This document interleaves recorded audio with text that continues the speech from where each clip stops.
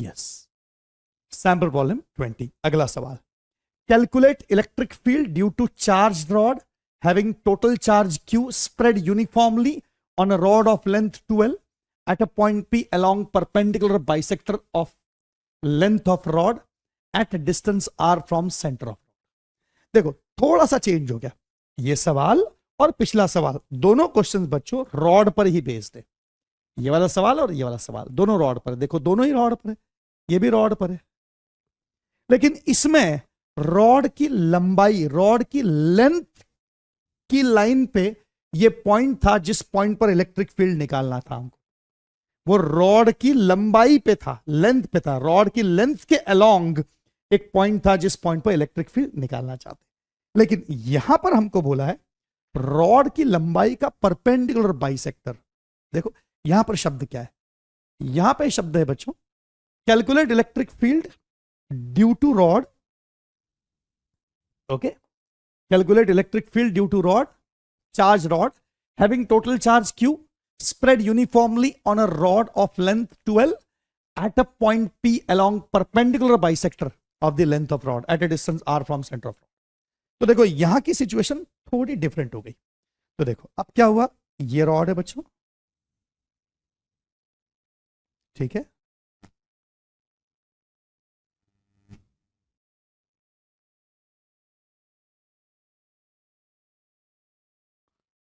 ये रॉड हमारे पास है, राइट।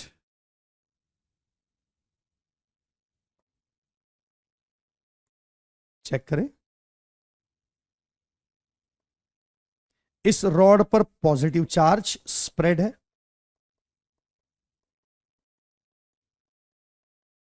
ठीक है, राइट। इसकी लेंथ 12 है और इस रॉड का परपेंडिकुलर बाइसेक्टर लेना है हमको, इस रॉड का परपेंडिकुलर बाइसेक्टर।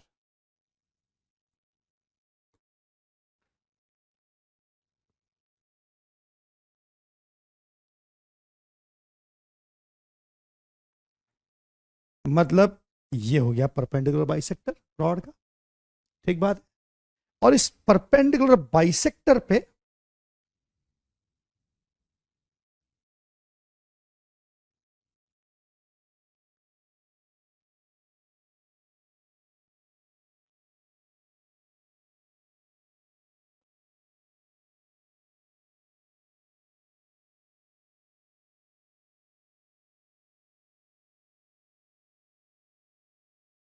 हमको कोई पॉइंट चाहिए जो सेंटर से डिस्टेंस रखता हो कुछ,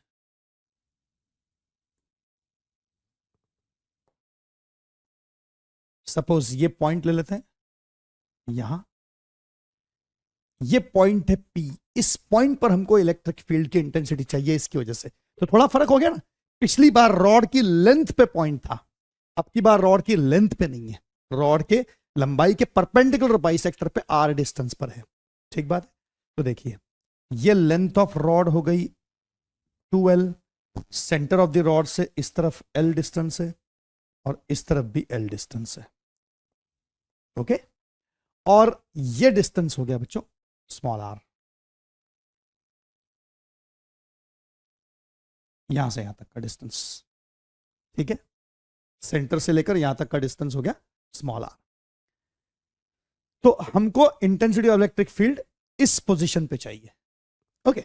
अब इसके लिए अगेन शेप वाला ऑब्जेक्ट है, तो रॉड के छोटे छोटे छोटे छोटे पीसेस अज्यूम करेंगे, ऐसा मान लेंगे कि रॉड छोटे छोटे छोटे छोटे सब पार्ट से बना हुआ है और हर छोटा पार्ट एक पॉइंट चार्ज की तरह बिहेव करेगा। तो पॉइंट चार्ज का इलेक्ट्रिक फील्ड तो लिखना आता है ना हमको, तो बस उसकी मदद से इंटीग्रेशन से क्वेश्चन सॉल्व होगा, ठीक है। तो सिचुएशन देखें कैसे सॉल्व करेंगे अपन, तो सिचुएशन को कैसे सॉल्व करेंगे इसको समझे। तो पहले तो वही करना पड़ेगा, एक्स वाई एक्सेस सिलेक्ट करनी पड़ेगी, राइट। एक्स एक्सेस और वाई एक्सेस सिलेक्ट कर रहे हैं कुछ इस प्रकार से,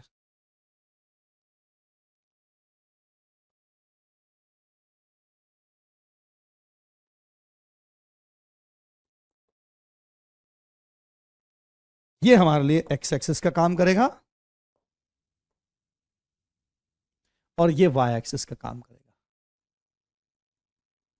और ये एक्स एक्सिस का काम, और सेंटर ऑफ द रॉड हमारे लिए ओरिजिन पोजीशन हो गया। ठीक है, तो हम रॉड को छोटे छोटे सब पार्ट्स में बटा हुआ महसूस करेंगे। ऐसा सोचेंगे कि रॉड छोटे छोटे पार्ट्स में बटा हुआ है, और इसका एक छोटा सा एलिमेंट सिलेक्ट करेंगे, ये रॉड का छोटा हिस्सा,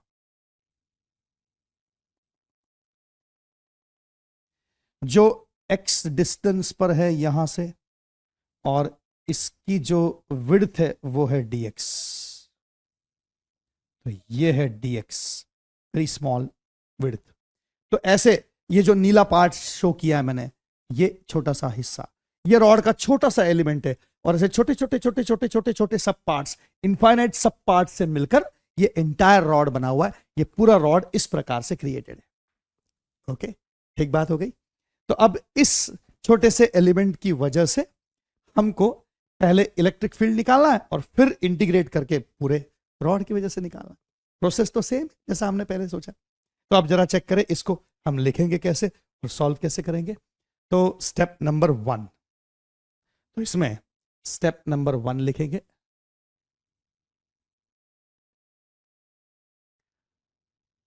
select x axis along length of rod and y axis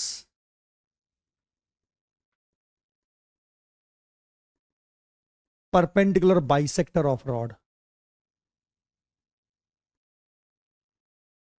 rod की परपेंडिकुलर बाइसेक्टर है वाई एक्सिस, ऐसा सिचुएशन मैंने सिलेक्ट कर लिया। ठीक है, let rod be made of very small elements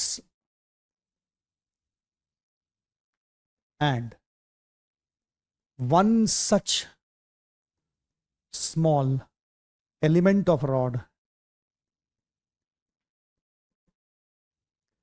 is at x distance from origin and has width dx। तो ये एंटायर रॉड छोटे छोटे छोटे छोटे टुकड़ों से मिलकर बना हुआ है। उसमें से एक छोटा सा टुकड़ा हमने सिलेक्ट किया जो ओरिजिन से, मतलब सेंटर ऑफ द रॉड से x दूरी पर है, और उस छोटे से एलिमेंट की जो चौड़ाई है वो dx है। राइट, तो ये हमारी स्टेप नंबर 1 हो गई। अब स्टेप नंबर 2 पे आते हैं। Step number 2,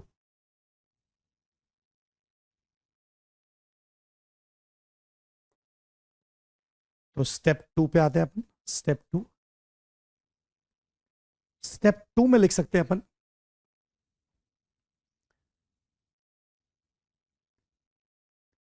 very small charge on small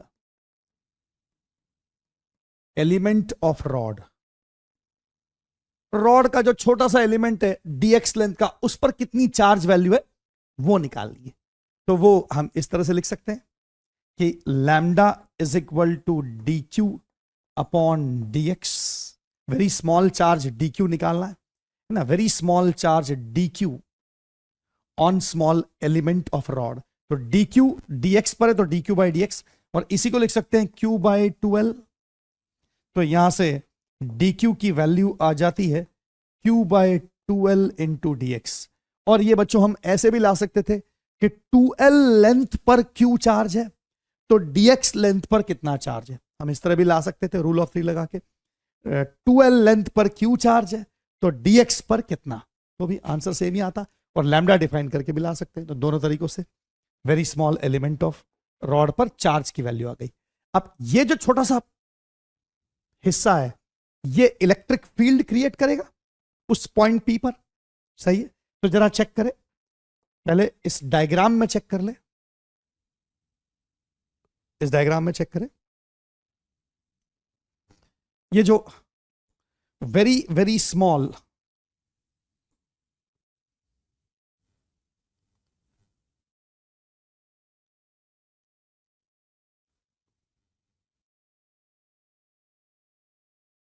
ये देखिए,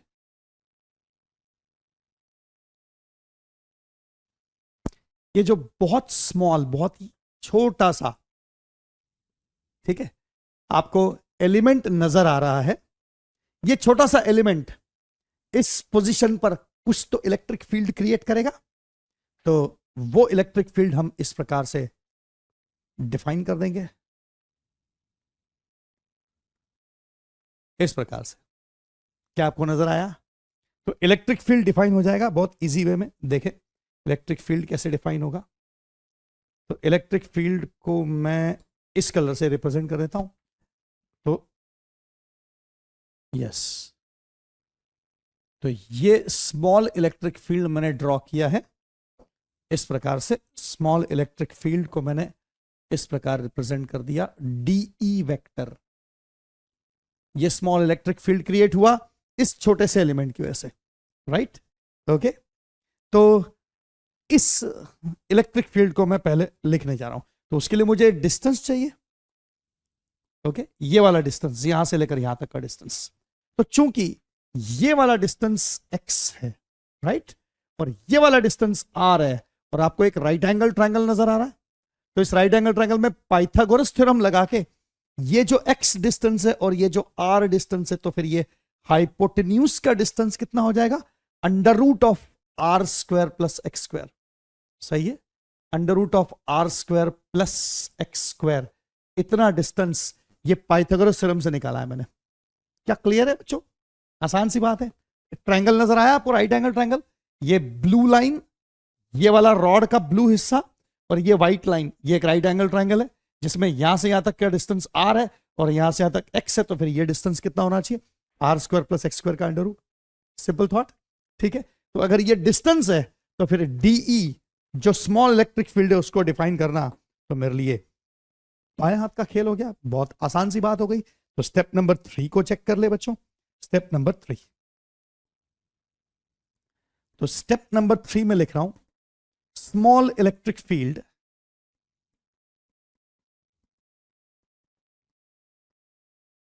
डीई वेक्टर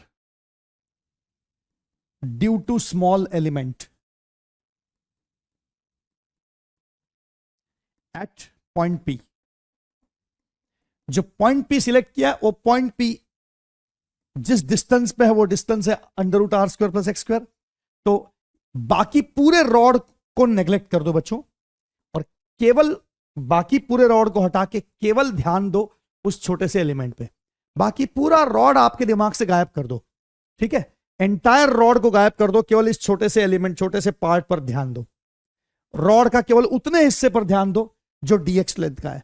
तो बाकी पूरे रॉड को आपके दिमाग से गायब कर दो, तो आपको नजर आएगा कि ये एक पॉइंट चार्ज की तरह ही तो है। तो एक पॉइंट चार्ज P पॉइंट जो कितने डिस्टेंस पर है? इस दूरी पर है। तो इस दूरी पर कितना इलेक्ट्रिक फील्ड क्रिएट करेगा? ये लिखना तो आसान है बच्चों। तो अपन इसी प्रकार से इसको लिखने जा रहे हैं।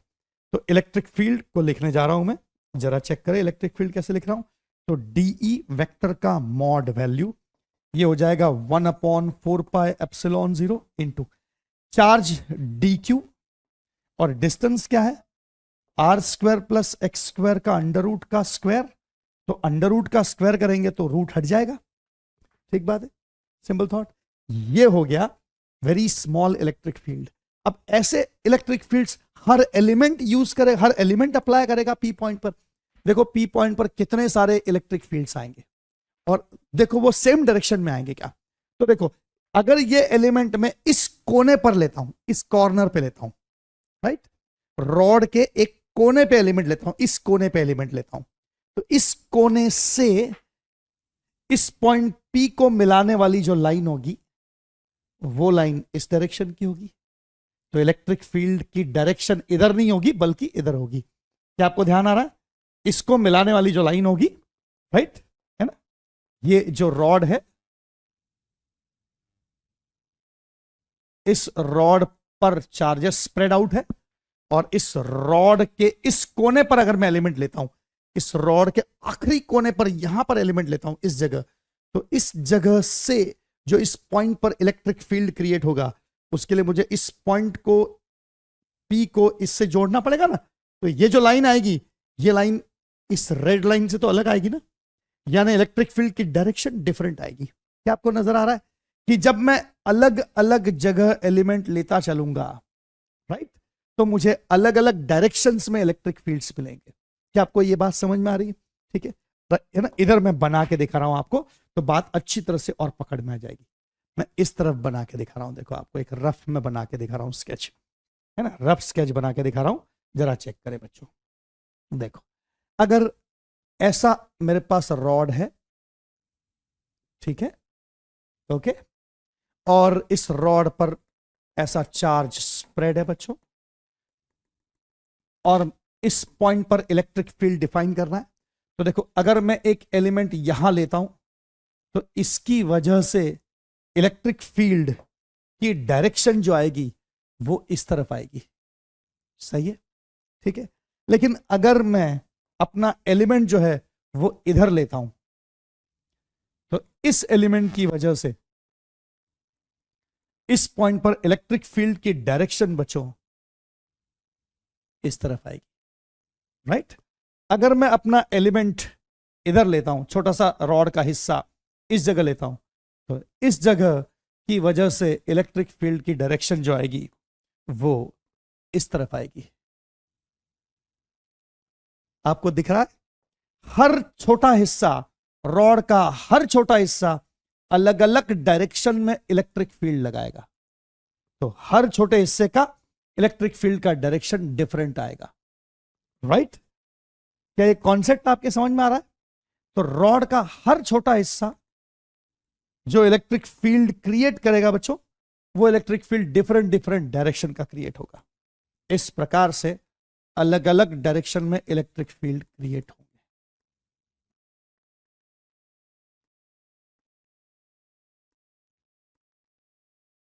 तो देखो, इलेक्ट्रिक फील्ड्स ऐसे क्रिएट होंगे अलग अलग डायरेक्शंस में।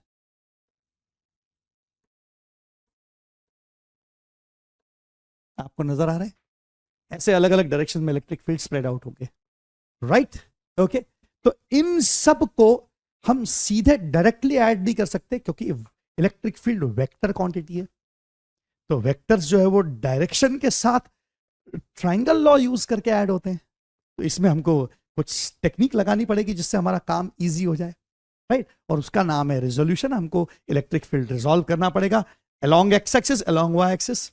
तो हर एक इलेक्ट्रिक फील्ड अगर रिजॉल्व होगा, इनमें से हर इलेक्ट्रिक फील्ड अगर एक्स और वाई में रिजॉल्व होगा बच्चों, अगर इनमें से हर एक को मैं रिजॉल्व करता हूं एक्स और वाई में, राइट, हर एक रिजॉल्व होता है एक्स में और वाई में, तो हर एक के कंपोनेंट्स आएंगे एक्स में और वाई में।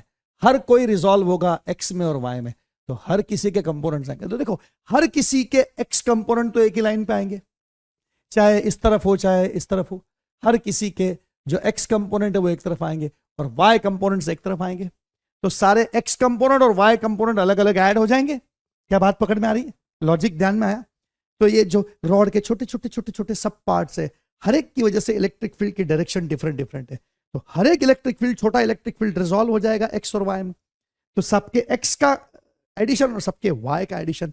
लेकिन हमने पहले भी ये बात सीखी है कि जब सिमेट्री हो तो आप उस सिमेट्री का यूज करके आपके दो इंटीग्रेशन को एक इंटीग्रेशन, अभी तो मैंने एक ही एलिमेंट लिया था, तो उस एक एलिमेंट की वजह से जो इलेक्ट्रिक फील्ड है उसके दो कंपोनेंट्स क्रिएट होंगे, एक एक्स में और एक वाई में। तो दो इंटीग्रेशन करने पड़ेंगे। सारे ऐसे जितने एलिमेंट्स है सबके एक्स कंपोनेंट्स का इंटीग्रेशन अलग से करना पड़ेगा, सबके वाई कंपोनेंट्स का इंटीग्रेशन अलग से करना पड़ेगा। तो एक एक्स में इंटीग्रेशन चलेगा, एक वाई में इंटीग्रेशन चलेगा। लेकिन ऐसा करने की जरूरत नहीं, दो इंटीग्रेशन हम सेव कर सकते हैं। दो इंटीग्रेशन कैसे? क्योंकि यहां सिमेट्री है। देखो, जितने एलिमेंट सेंटर से इस तरफ होंगे उतने ही एलिमेंट सेंटर से इस तरफ होंगे, राइट। तो हर बार दो दो की जोड़ी बना सकते हैं और हर जोड़ी में जो एक्स कंपोनेंट के इलेक्ट्रिक फील्ड से वो कैंसिल आउट हो जाएंगे और वाई कंपोनेंट्स के ऐड हो जाएंगे, तो आसान हो जाएगा। आपको पता है कि एक्स डायरेक्शन के इलेक्ट्रिक फील्ड्स कैंसिल होके नेट जीरो बना देंगे, क्योंकि हर बार दो की जोड़ी होगी। ठीक बात है ना? तो अगर मैं ऐसा करूं तो मेरा काम इजी हो जाएगा।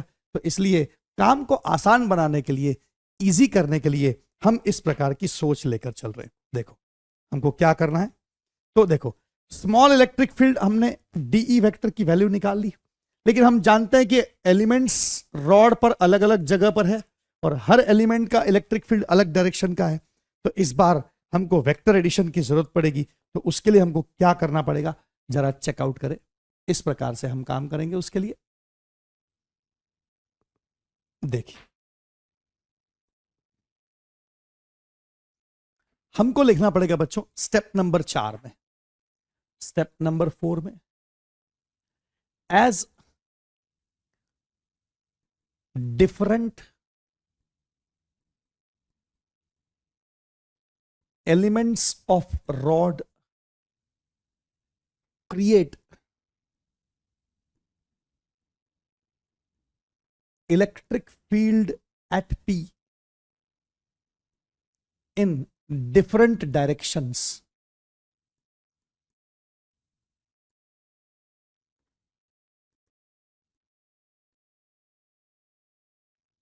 Hence, we cannot directly add, मतलब इंटीग्रेट। ठीक है, first resolve DE vector along x and y। सबसे पहले डीई वेक्टर को x में और y में आप रिजॉल्व कर दो, ये सबसे पहला काम है। तो रिजॉल्व कर लेते हैं बच्चों, x और y में डीई वेक्टर को हमारे डायग्राम में रिजॉल्व कर लेते हैं। सबसे पहला काम रिजोल्यूशन। ठीक है, तो x में और y में रिजोल्यूशन कर लेते हैं। तो हम इस प्रकार से रिजॉल्व करेंगे तो कुछ ऐसा सीन क्रिएट होगा।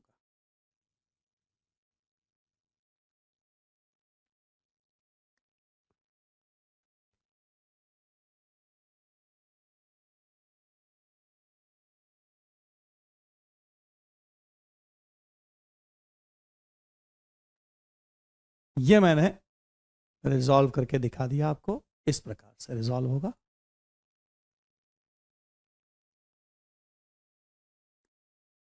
ठीक है, अब चेक करें रेजोल्यूशन को। रिजॉल्व करते समय एक रेक्टेंगल ड्रॉ हो गया और इस डीई वेक्टर के पैरेललोग्राम लॉ ऑफ फोर्सेस से दो कंपोनेंट्स क्रिएट हो गए, एक इस तरफ और एक इस तरफ। दो कंपोनेंट क्रिएट हो जाएंगे बच्चों, चेक करो। एक कंपोनेंट क्रिएट होगा इस तरफ,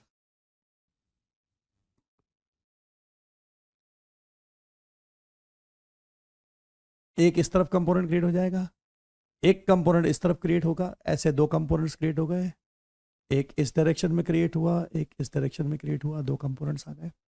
गॉट द आइडिया? ठीक बात है।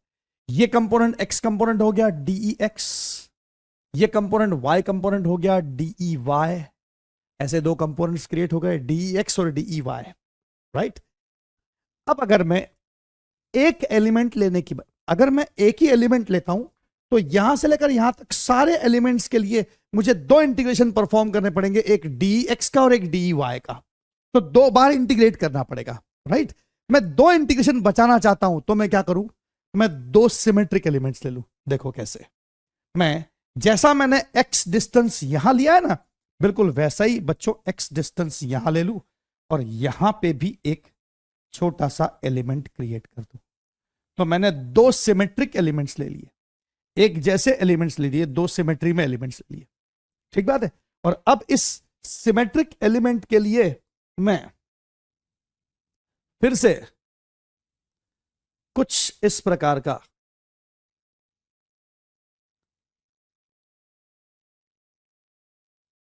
इलेक्ट्रिक फील्ड इस तरफ भी मिल जाएगा।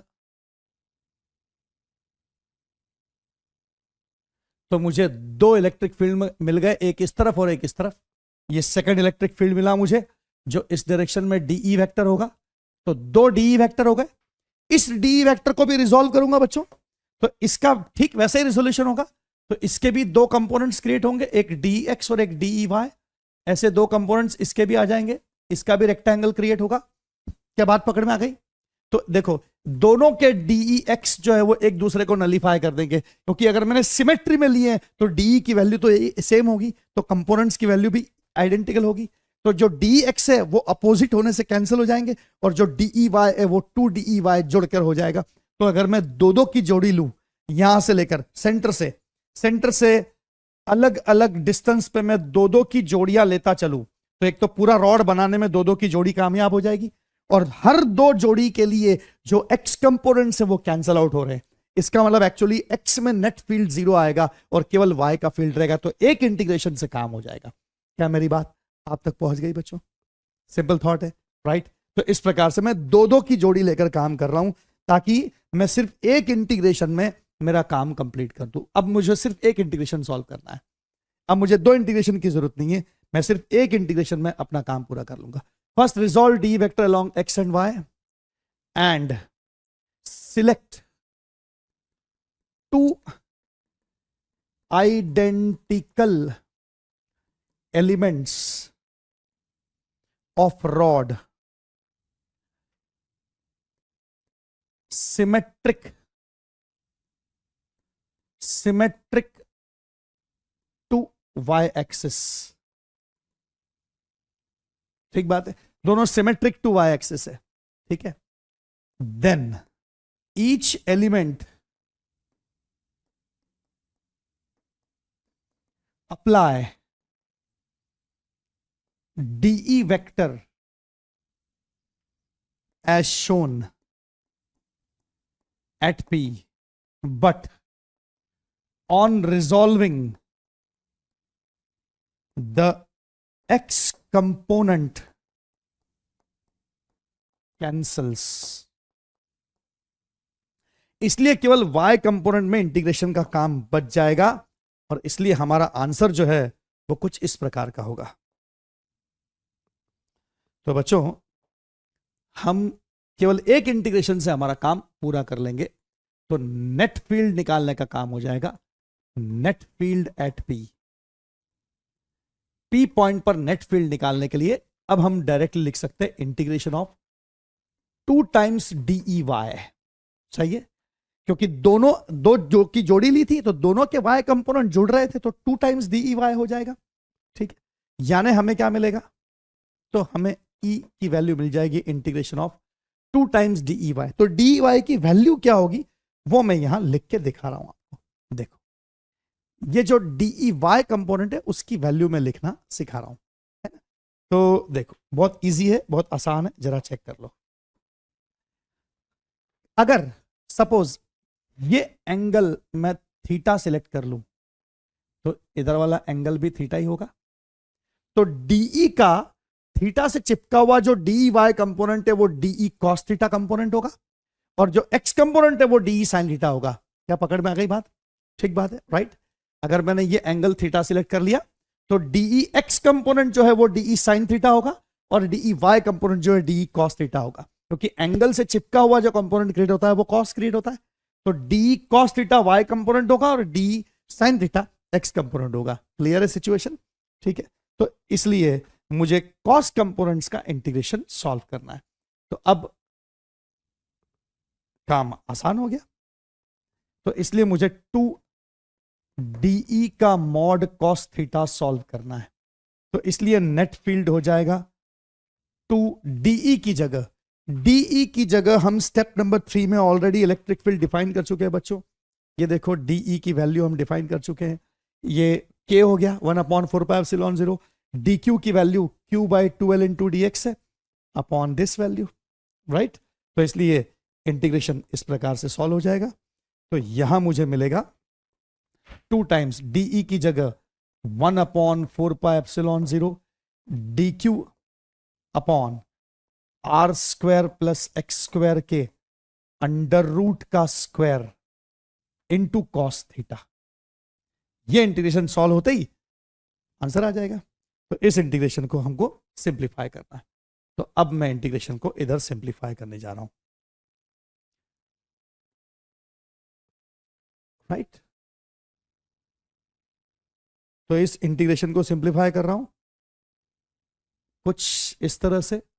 तो इसलिए मुझे मिलता है E = इंटीग्रेशन ऑफ 2DE की जगह DQ 1/4πε0 की जगह तो मैं K लिख देता हूं, तो आसान हो जाएगा उससे। DQ की जगह लिख रहा हूं Q/2L × dx अपॉन डिस्टेंस था r² + x² under root cancel हो गया, राइट? Into cos theta. अब जरा कॉस थीटा की वैल्यू चेक करें कैसे निकलेगी। कॉस थीटा यहां से आसानी से निकल आएगा, जरा चेक करें बच्चों कॉस थीटा की वैल्यू। आप देख सकते हैं cos theta base upon hypotenuse होता है, ये थीटा एंगल है, तो बेस वैल्यू आर हो गई और hypotenuse value R square plus S square का अंडर रूट हो गई। तो इसलिए कॉस थीटा की जगह आ जाएगा आर अपॉन दिस वैल्यू। ठीक है, तो यहां से कॉस थीटा डिफाइन हो जाएगा, ये देखिए यहां से कॉस थीटा डिफाइन हो जाएगा, कॉस थीटा डिफाइन होगा बेस अपॉन हाइपोटेन्यूज। सही है, कोई शक की गुंजाइश तो नहीं। R square plus x square के अंडर रूट को हाइपोटेन्यूज बोल रहा हूं मैं और बेस को बोल रहा हूं आर, क्योंकि थीटा एंगल है उसके सामने वाली साइड परपेंडिकुलर होती है। किसी भी राइट एंगल ट्रायंगल में एंगल जिसको सिलेक्ट करते हैं उसके सामने वाली साइड को परपेंडिकुलर कहा जाता है। सही है, ठीक है, तो ये वाली साइड बेस हो जाएगी, आर बेस हो गया और हाइपोटेन्यूज ये हो गई, तो कॉस थीटा डिफाइन हो गया। अब कॉस थीटा की वैल्यू यहां पे प्लेस कर देता हूं, R upon under root of, ये वैल्यू को यहां पे प्लेस कर रहा हूं। तो इसलिए मुझे इलेक्ट्रिक फील्ड क्या मिलेगा, तो electric field E is equal to मिलेगा, देखो 2 कांस्टेंट है, K कांस्टेंट है, Q कांस्टेंट है, ये 12 नीचे आ जाएगा, ये भी कांस्टेंट है। सही है, कांस्टेंट सारे बाहर निकाल लिए, ठीक बात है। अब अंदर क्या बचा, तो यहां कॉस थीटा की जगह पहले मैं लिख लेता हूं distance R upon under root R square plus x square. सही है, और बाकी बचा 1 upon are square plus x square into D X. ठीक बात है, आप चेक करें ये और ये मिलाकर टू दी पावर 3/2 हो जाएगा ना, क्योंकि अंडर रूट का मतलब होता है टू दी पावर 1/2, और ये R square plus x square है और ये भी R square plus x square to the power 1/2 है, तो 1 + 1/2 मिला के टू दी पावर 3/2 हो जाएगा, है ना, और ये आर भी बाहर आ जाएगा, तो इसलिए E बराबर हो जाएगा 2 टाइम्स के क्यू, आर बाहर आ गया अपॉन 12, ऑफकोर्स 1 2 कैंसिल हो सकता है, और इधर बचता है R square plus x square to the power -3/2 with respect to X. सही है, या अपॉन में लिखना चाहो तो अपॉन में लिख लो, उसमें भी कोई प्रॉब्लम नहीं, अपॉन में भी लिख सकते हो।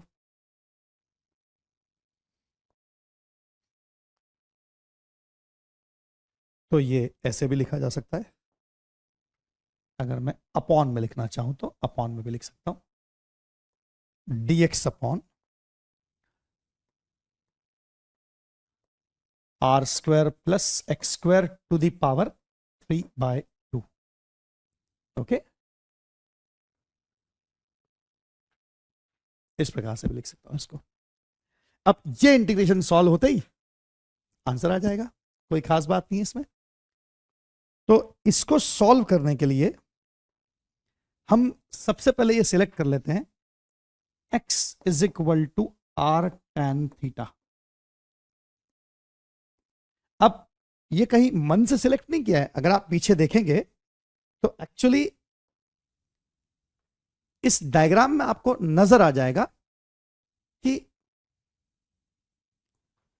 क्या आपको दिख रहा है कि ये जो थीटा एंगल है, इस राइट एंगल ट्रायंगल, ये नीली लाइन, ये वाला रॉड का हिस्सा और ये व्हाइट लाइन, क्या है राइट एंगल ट्रायंगल बना रहा।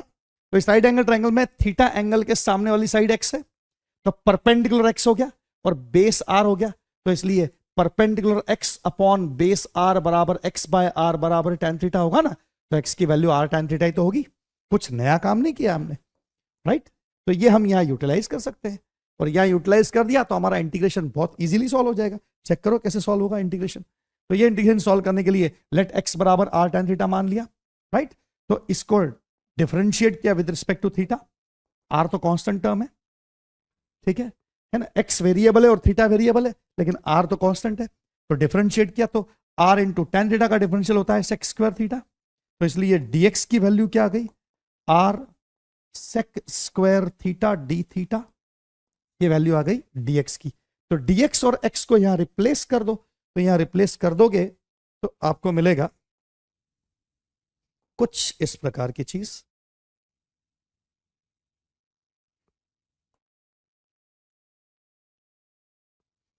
राइट। तो अब हमको मिलेगा, हम रिप्लेस कर रहे हैं इस इंटीग्रेशन में, ठीक है। तो हमको क्या मिलेगा, तो हमको मिलेगा E इज इक्वल टू, देखो ये 2 मैं कैंसिल कर देता हूं, के क्यू आर बाई एल बचा यहां पे, और यहां पे इंटीग्रेट करना है हमें किसको, dx को हटा दो, r sec square theta, sec square theta d theta, ठीक है, इंटीग्रेशन के अंदर dx की जगह लिखा है मैंने, divided by r square plus x square की जगह रिप्लेस कर दो r square tan square theta, x की जगह आर टेन थीटा रिप्लेस करो तो एक्स स्क्वायर की जगह ये आ जाएगा टू दी पावर 3/2, ऐसा हो जाएगा। अब चेक करें क्या बन गया ये, तो ये सिंप्लीफाई हो गया, के क्यू आर बाई एल, ठीक है, integration of r sec square theta d theta divided by, अब देखो आर स्क्वायर बाहर निकालो कॉमन, तो आर स्क्वायर कॉमन निकालते हो तो उसकी पावर में 3/2 है, तो आर क्यूब बचा नीचे, सही है, टू दी पावर 3/2 है, आर स्क्वायर बाहर निकला है तो, है ना। अब अंदर बचा 1 प्लस टेन स्क्वायर थीटा, और 1 प्लस टेन स्क्वायर थीटा आप जानते हो सेक स्क्वायर थीटा होता है, टू दी पावर 3/2, तो ये हो जाएगा sec square theta to the power 3/2। यानी ये इंटीग्रेशन अब एकदम सिंपल बन गया, आसान इंटीग्रेशन बन गया, और अब इसको मैं बहुत सरल वे में यहां लिख सकता हूं, ठीक है, अब इसको मैं यहां लिख रहा हूं, चेक करें, तो मैं लिख रहा हूं E is equal to k q small r upon l, ठीक है, और इधर ऊपर एक r sec square theta d theta, नीचे एक आर क्यूब, नीचे एक आर क्यूब था, चेक कर लो, ये आर क्यूब बाहर आ गया था, आर क्यूब बाहर आ गया था, 1 प्लस टेन स्क्वायर थीटा की जगह सेक स्क्वायर थीटा, और to the power 3/2, sec square theta to the power 3/2,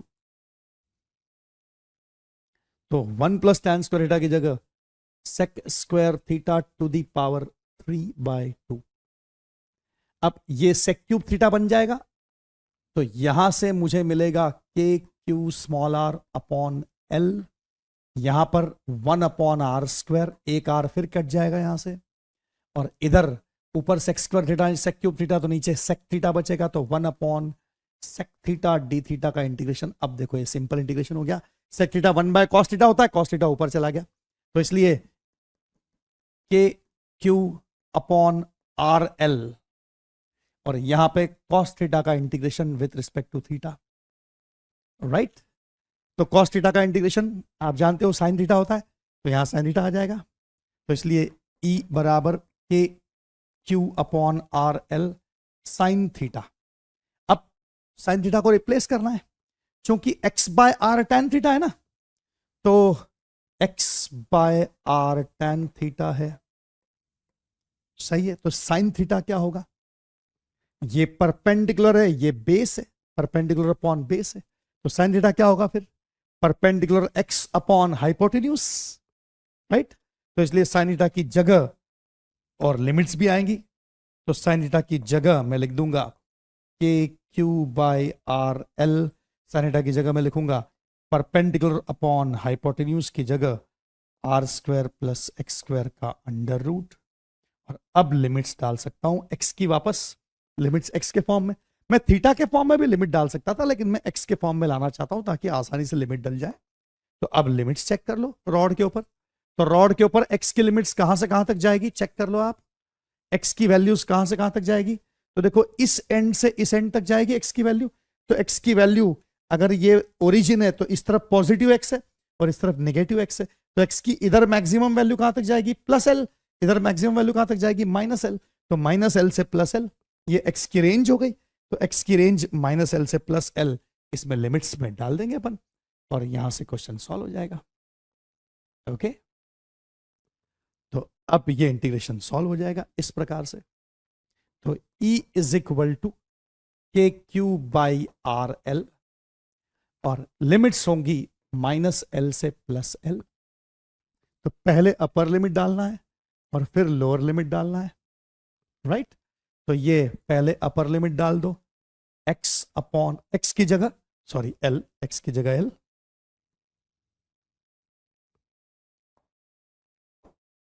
तो l upon under root of are square plus l square minus, ठीक है, फिर लोअर लिमिट डालो तो minus l upon are square plus, minus का square भी plus ही होता है, अब ये दोनों ऐड हो जाएंगे तो 2 टाइम्स बन जाएगा और एक एल कट जाएगा, तो ये इस प्रकार की सिचुएशन बन जाएगी के क्यू, ये एल ऊपर से कट गया एक, है ना, और ये 2l बच गया तो 2 बच गया एक, और एल से एल नीचे कट गया, यहां पर r under root of are square plus l square, ये इलेक्ट्रिक फील्ड हो जाएगा एट दैट पॉइंट वाई। सही है, राइट। ये question particularly maths oriented students के लिए, बायो ओरिएंटेड स्टूडेंट्स के लिए इस क्वेश्चन की रिक्वायरमेंट नहीं है, ठीक है ना, मैथ्स ओरिएंटेड स्टूडेंट्स के लिए ये क्वेश्चन इंपॉर्टेंट है। लेकिन बायो ओरिएंटेड स्टूडेंट्स ने भी अगर इसको एक बार सॉल्व किया और समझा तो कोई प्रॉब्लम नहीं है, बहुत अच्छी बात है। इस लेवल तक अगर आप प्रिपेयर्ड हो, तो इतना मैथ्स अगर आपका प्रिपेयर्ड है, तो बहुत सारी आगे की चीजें आपके लिए बहुत ईजी हो जाएंगी। लेकिन हाँ, आपको कॉम्प्लिकेटेड लगता हो बायो टाइप के स्टूडेंट्स को, बायो ओरिएंटेशन के स्टूडेंट्स को, और उन्होंने इसको स्किप भी कर दिया इस मैथमेटिक्स को, तो कोई प्रॉब्लम नहीं। बेसिक कॉन्सेप्ट तो पकड़ में आ गया आपको। तो शेप वाले ऑब्जेक्ट्स के लिए किस प्रकार से हम इंटीग्रेशन से काम करेंगे, है ना, थोड़ी प्रैक्टिस की जरूरत है, थोड़ी प्रैक्टिस कर लेंगे तो चीजें बहुत आसान हो जाए। तो ये सवाल भी क्लियर है बच्चों। अब आगे बढ़ते हैं, अगले सवाल पे आते हैं, नेक्स्ट क्वेश्चन। तो नेक्स्ट क्वेश्चन है हमारा ये, calculate electric field due to 3 charge rods having total charge q spread uniformly on length of rod small a placed one on each side of square of side a at a point p at center of square।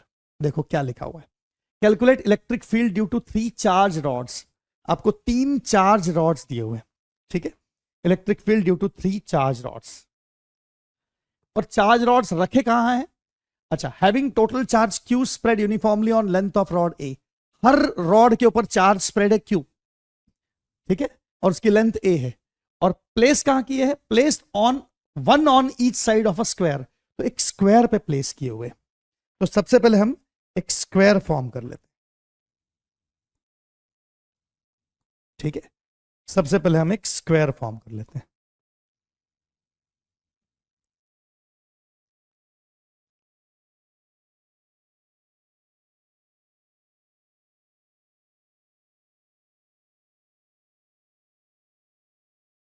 ये हमने एक square form कर लिया, ये हमारे पास square है, और इस स्क्वायर के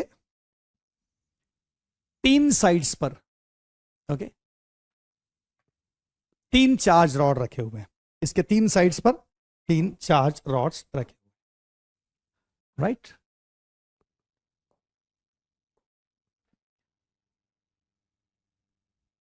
एक रॉड इधर रखा हुआ है, एक रॉड इधर रखा हुआ है, और एक रॉड इधर रखा हुआ है, और साइड जो स्क्वायर है वो ए लेंथ का साइड है, तो हर रॉड की लेंथ भी ए हो गई, और हर रॉड के ऊपर चार्ज है, और वो चार्ज क्यू डिस्ट्रीब्यूटेड है हर रॉड के ऊपर, तो प्लस क्यू चार्ज हर रॉड के ऊपर स्प्रेड आउट है।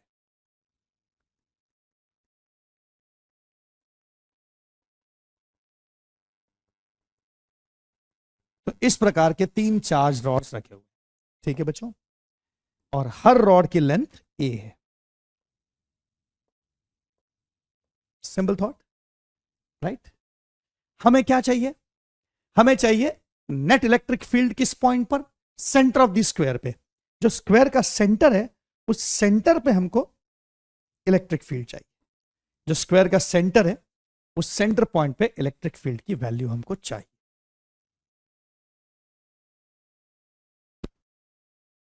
तो इस प्रकार से सेंटर ऑफ द स्क्वायर पे हमको इलेक्ट्रिक फील्ड चाहिए। क्या आप देख सकते हो कि मैं सिर्फ एक चार्ज रॉड लूं, केवल एक चार्ज रॉड, ओनली वन, केवल इधर वाला, तो ये जो पॉइंट है जिस पॉइंट पे इलेक्ट्रिक फील्ड चाहिए वो पॉइंट एग्जैक्टली पिछले सवाल जैसा है, ये चेक कर लीजिए आप। केवल एक चार्ज रॉड लूं तो उससे आर डिस्टेंस पे इलेक्ट्रिक फील्ड चाहिए, जो उस रॉड के परपेंडिकुलर बाइसेक्टर पर है, एग्जैक्टली सेम। तो इस सवाल का जो आंसर है वो डायरेक्टली मैं इस चार्ज रॉड के लिए यूज कर सकता हूं, और इस सवाल का आंसर मुझे कुछ ऐसा मिला था। इस सवाल का आंसर मुझे मिला था कुछ ऐसा, चेक कर सकते हैं आप। ये सवाल का मेरा आंसर था। ठीक है, के क्यू 2 KQ अपॉन आर मतलब उस पॉइंट का डिस्टेंस, और एल मतलब रॉड की लेंथ का आधा, क्योंकि इस सवाल में रॉड की लेंथ 2L थी, राइट। ओके, तो मैं इसको यूटिलाइज कर सकता हूं डायरेक्टली। क्या आपके बात ध्यान में आई बच्चों? तो इस क्वेश्चन के लिए मैं डायरेक्टली यूटिलाइज कर सकता हूं इस सिचुएशन को। अब देखिए, है ना, ये जो आंसर है उस आंसर को मैं डायरेक्टली यूटिलाइज, तो क्या इसके कारण, इस वाले चार्ज रॉड के कारण, अब देखिए आप, ये वाला जो चार्ज रॉड है, ये ऊपर वाला चार्ज रॉड, इसके कारण इस पॉइंट पर, ये बाइसेक्टर पर है, रॉड के बाइसेक्टर पर पॉइंट है, ये वाला पॉइंट जहां पर मुझे इलेक्ट्रिक फील्ड निकाला, तो यहां जो इलेक्ट्रिक फील्ड क्रिएट होगा वो इस डायरेक्शन का होगा, अवे। सही है, पिछले सवाल के कॉन्सेप्ट से। ऐसे ही इसको मैं E1 लिख देता हूं, सिंपल थॉट। ऐसे ही जो नीचे वाला रॉड है उसकी वजह से इलेक्ट्रिक फील्ड ऊपर की तरफ क्रिएट होगा, E2, और ये दोनों इक्वल होंगे तो एक दूसरे को कैंसिल कर देंगे, राइट। तो इसलिए जो फील्ड बचेगा वो केवल इस रॉड की वजह से बचेगा, और वो इस डायरेक्शन में बचेगा, E3, और यही रिजल्टेंट फील्ड होगा। E1 और E2 तो कैंसिल हो जाएंगे, राइट, है ना। तो E1, E2 और E3 तीनों की न्यूमेरिकल वैल्यू तो एक जैसी होगी। E1 का मॉड, E2 का मॉड वैल्यू और E3 का मॉड वैल्यू तीनों एग्जैक्टली आइडेंटिकल वैल्यूज होंगे, कोई फर्क नहीं होगा। और वो वैल्यूज जो पिछले सवाल का आंसर है, उस आंसर के मुताबिक मैं डायरेक्ट लिख सकता हूं। पिछले सवाल का जो मेरा आंसर है 2KQ upon r under root of are square plus l square, मैं इस आंसर को डायरेक्टली यहां यूज कर सकता हूं बच्चों, और मैं डायरेक्ट यूज करके इसको यहां पर रिप्लेस कर सकता हूं। चेक कर ले, मैं डायरेक्ट लिख रहा हूं इसको, 2KQ अपॉन आर, आर मतलब रॉड के परपेंडिकुलर बाइसेक्टर पे डिस्टेंस a/2 हो गया, तो इसकी जगह a/2 हो गया, आर की जगह under root of are square मतलब a/2 का square plus l square, l मतलब रॉड की लेंथ का आधा, तो रॉड की जो लेंथ है वो फिर से a/2 है, तो फिर से a/2 का स्क्वायर, तो ये 2 टाइम्स a/2 का स्क्वायर हो जाएगा, राइट। तो इसलिए ये इस प्रकार से हो जाएगा, 2KQ डिवाइडेड बाय a/2 और √2 इंटू a/2, इस प्रकार की सिचुएशन हो जाएगी। और इसलिए एक √2 बचेगा, तो ऊपर 4√2 KQ बाई ए स्क्वायर, ये इन तीनों फील्ड्स की वैल्यू है, जिसमें से E1 और E2 तो कैंसल आउट हो जाएंगे, तो सिर्फ E3, सॉरी यहां पर E3 लिखा होना चाहिए, E3, जो E3 है वही नेट फील्ड होगा, और E3 की न्यूमेरिकल वैल्यू यही होगी, है ना। तो as E1 and E2 cancels, as E1 vector and E2 vector cancels, hence net field is 4√2 KQ upon a square, और वो E3 की डायरेक्शन में इस तरफ होगा। सिंपल है बच्चों, कोई कठिन बात नहीं, राइट। ओके, तो अब अगले सवाल पे बढ़ सकते हैं अपन।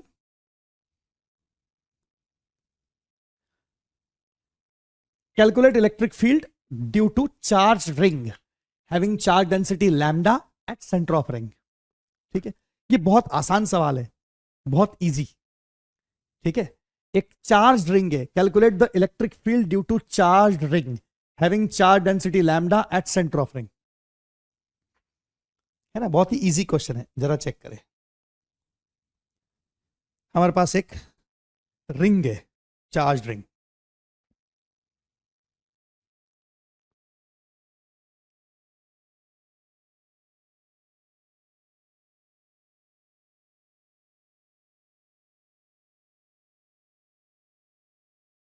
Suppose this is a charge ring,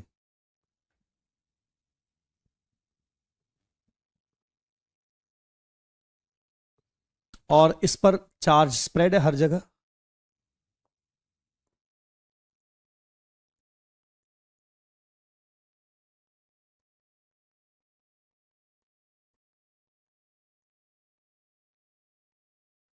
right. इस एंटायर रिंग के ऊपर चार्ज स्प्रेड आउट है यूनिफॉर्मली, और इसकी वजह से हमको कहां चाहिए, इसकी चार्ज डेंसिटी लैम्डा दी हुई है, हमें at the centre of ring, ring के सेंटर पे, हमको रिंग के सेंटर पे चाहिए इंटेंसिटी ऑफ इलेक्ट्रिक फील्ड। तो it's a very simple question जो बहुत आसानी से आप पहचान लोगे।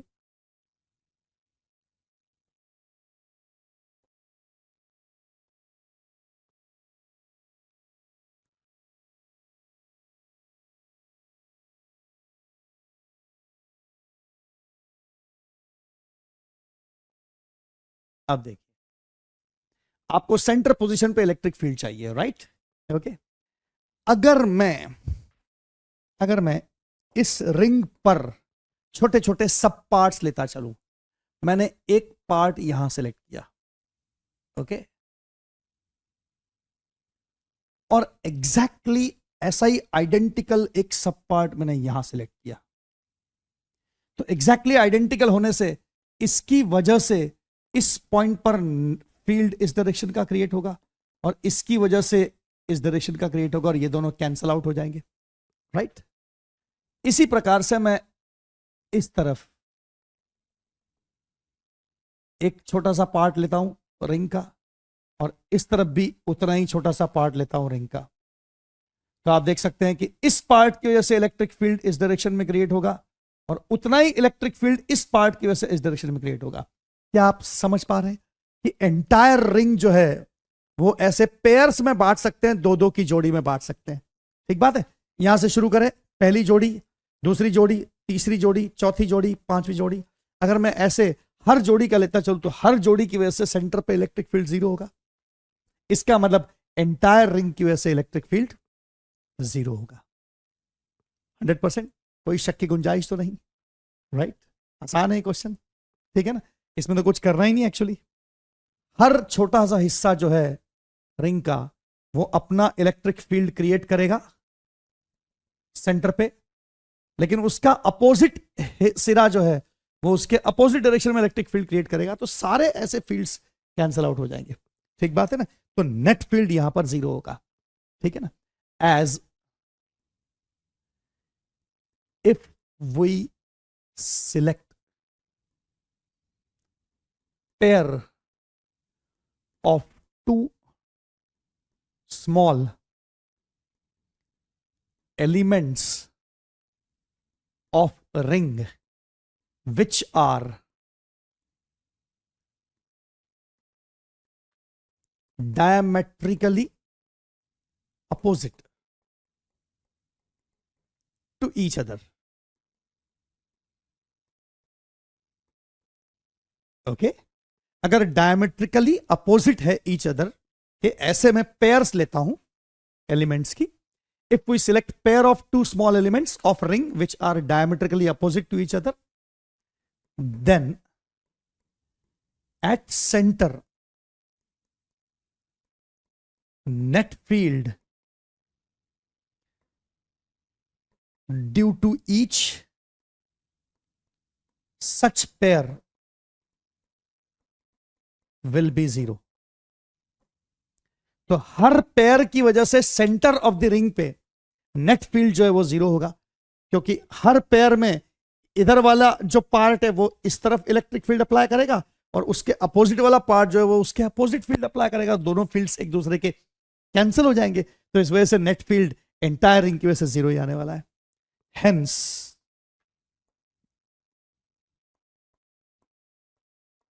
net field at center of ring is 0, ठीक बात है। तो सेंटर ऑफ द रिंग पर नेट इलेक्ट्रिक फील्ड की वैल्यू 0 है। अब अगला सवाल जो है वो मैं आपको एज ए होमवर्क अभी के लिए दे देता हूं, तो आप थोड़ा सा उस पर ट्राई करेंगे और फिर अगले टर्न पर हम इसको सिंप्लीफाई करेंगे। Calculate electric field due to charged semi-circular ring having charge density lambda at center of curvature of semicircle। तो सेमी सर्कुलर रिंग का तो हमने एक सवाल पहले भी किया हुआ है, तो एक्चुअली उससे आपको हिंट मिल जाएगी उस क्वेश्चन से, और आप इस क्वेश्चन को बहुत इजी वे में टैकल कर सकते हो। आपके पास एक सेमी सर्कुलर चार्ज रिंग है, उसकी चार्ज डेंसिटी लैम्डा है और रेडियस ऑफ कर्वेचर आर मान लेते हैं उसकी, है ना, इसमें रेडियस ऑफ कर्वेचर दी होना चाहिए। तो calculate electric field due to charge semi circular ring of radius, मैं इसको सही कर देता हूं, एडिट कर देता हूं, ऑफ रेडियस आर होना चाहिए इसमें।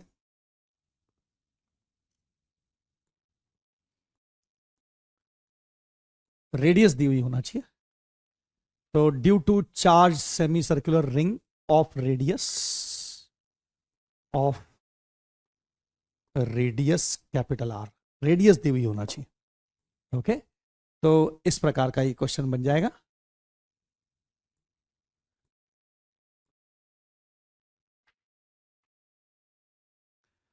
Due to charge semi circular ring. Okay, तो इस क्वेश्चन को हमको सिंप्लीफाई करना है। Calculate electric field due to charge semi circular ring of radius r having charge density lambda at centre of curvature of semi circle. ठीक है बच्चों, ये तो इजी वे में आपसे हो जाएगा क्वेश्चन, ठीक है ना। लगे तो एक क्वेश्चन अगला भी आप और टैली कर ले, ये क्वेश्चन आपसे बनता है क्या, इसको भी टैली कर ले। Calculate electric field due to charged arc that is a segment of a ring of radius r having charge density lambda making angle 2 alpha at center of curvature at a point which is at the center of curvature of arc। तो आप एक बार चाहो तो सवाल लिख लो ताकि आपके ध्यान में आ जाए कि लैंग्वेज कैसी है इसकी, और इस पर ट्राई जरूर करो आप, ठीक है ना। बाकी नहीं आया तो मैं डिस्कस करूंगा ही।